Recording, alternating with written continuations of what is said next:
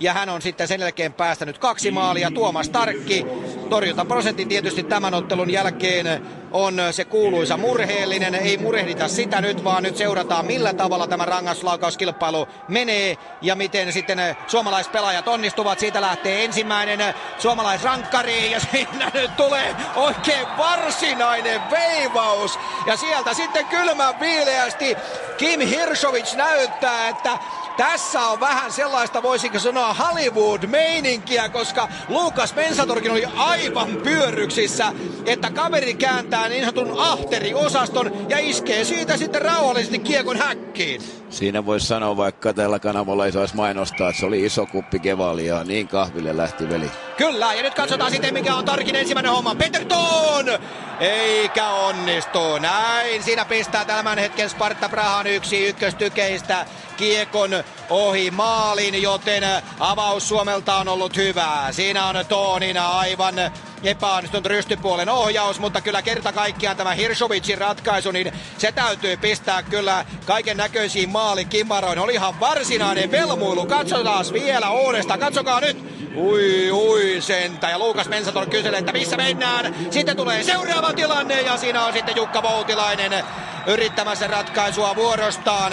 Eli HV:n kova maalitykki tällä kaudella, 19 täysosumaa naksuttanut Voutilainen ja siitä hänen ratkaisuyrityksensä ja Mensator siellä pitkällään, joten tilanne jatkuu edelleenkin. Siinä on sitten Jakub Klebis, taitaa olla sitten seuraavana tsekki-yrittäjänä. Tässä on nyt sitten muistettava se, että 3 laukaisijaa on ensin ja Suomella on Hirsovicin maali, joten nyt sitten Jakub Klebis, joka hän lähtee sitten vuorostaan yrittämään Tarkin yllättämistä. Klebis ja nätti on veivaus.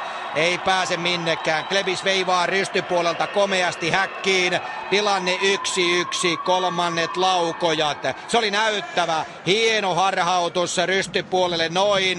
Ja sitten nosto nätisti sinne, se ei mennyt edes aivan ylähäkkiin. Mutta kun Tarkki oli polvillaan, se oli siellä. Sitten tulee seuraava suomalaistilanne. Siinä on sitten Pirnes. Ja Pirnes pistää kiekon maaliin ja näin. Pirnes tekee 3. maali tässä ottelussa. Pirnes, toivottavasti hän on nyt se ratkaisija, koska mies on ollut ehdottomasti Suomen joukkueen paras pelaaja. Tulee nytkin röyhkeästi ja ohittaa Mensatorin. Ja Suomella 2 onnistumista. Esa Pirnes on ollut ilman muuta suuri nimi. Ja Tuomas, otappa nyt kiinni sitten. Otappa kiinni Marekin laukaus. Marek ei mitään mahdollisuutta. Magnitogorskin keskushyökkääjä jysäyttää sellaisen pommin sinne yläpesään, että ei se jätä mitään mahdollisuutta Tarkille. Ja nyt sitten mennään 1 laukaisija kerrallaan. Nyt pitäisi olla se tilanne ja se sääntö, että 1 laukaisija kerrallaan. Siinä oli Marekiltakin loistava harhautus. Ja näin molemmilla 2 onnistumista. Seuraavana on sitten Hirsovich jälleen siellä uudelleen. Ja saapa nähdä nyt mitä Mensator miettii. Edellisen kerran kaveri tuli pakki päällä siellä. Mutta nyt sitten, siellä nyt sitten tämän ottelun päätuomari kävi kommentamassa tilanteen. Ja tietysti nyt tilanne jatkuu sitten niin, että vaihdetaan näin päin. Eli vaihtuu niin sanottu suunnan muutos. Kyllä.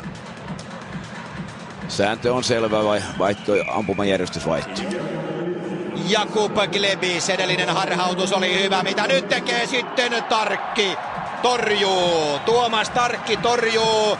Jakub Klebis yrittää tällä kertaa sitten pistää längistä sisään. Ja sitten, onko sitten Hirsovich, joka sieltä komennetaan, niin kuin hän yritti äsken jo päästä sinne. Siinä Klebis uudelleen vielä. Sieltä tulee laukausyritys. Ja Ränni on kiinni. Sitten tulee uudestaan. Ja mikä on Hirsovicin näyte? Kyllä on, täytyy sanoa, että kyllä jokeripelaaja on iskenyt itsensä tässä ottelussa kyllä rankkari kuninkaaksi. Siinä ohjaajakin oli pikkaisen myöhässä. Katsokaa uudelleen Hirsovich, mitkä leipomiset. Ja tämän leipomisen jälkeen torttu on valmis. Suomi voittaa rankkareilla Tsekin. Kim Hirsovich, rankkari kuningas, Esa Pirnes muuten kuningas. Kyllä joo, mähti loistavia rankkareita ja kyllä niin kuin ne on